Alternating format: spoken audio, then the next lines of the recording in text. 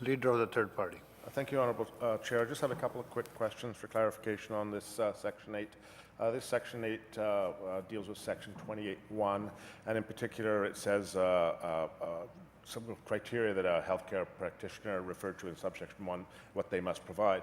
My question to you is, does this by any way enable a ICBC to not accept the results from a single healthcare practitioner and insist that the patient go and see another healthcare practitioner or not?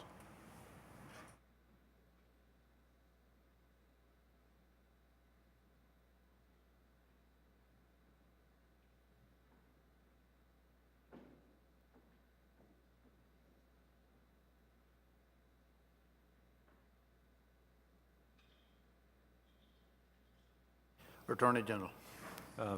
All insurers that have the ability to compel, in relation to personal injury or disability, have the ability to compel insureds to attend a certain medical practitioner. The intent of this section is to avoid that where possible, where you are going to your own physician or your own physiotherapist or your own chiropractor, and ICBC can get that information directly from them. That's what this section enables.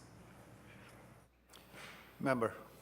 Thank you, Honourable Chair, and thank you for the answer. So if said patient were to go to not like the opinion that was received by one practitioner and went to seek an opinion from another practitioner, would both of those opinions be required to be distributed to, sent along to ICBC, yes or no?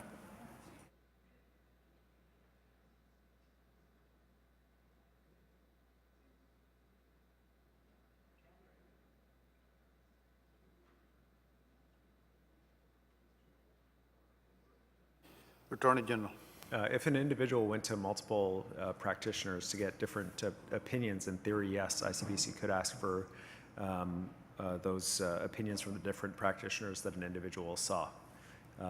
Whether the individual was motivated by wanting a second opinion or simply feeling that they weren't receiving adequate service from one service provider and switched to another service provider, ICBC could get records from both under this provision.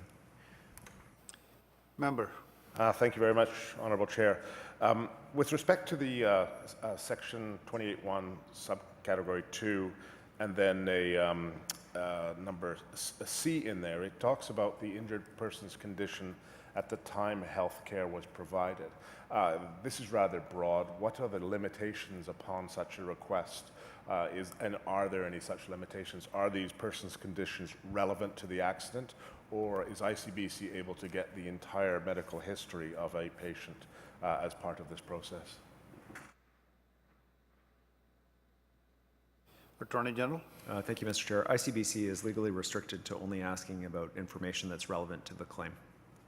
So the person's condition at the time healthcare was provided relevant to the accident injury. Member.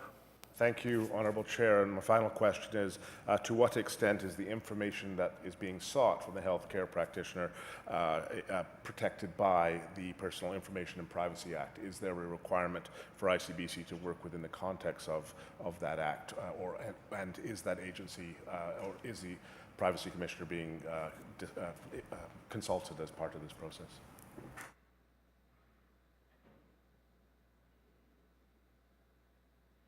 Attorney General. Yes, ICBC is bound by the Freedom of Information and Protection of Privacy Act, which is in part has a complaint mechanism overseen by the Privacy Commissioner for British Columbia.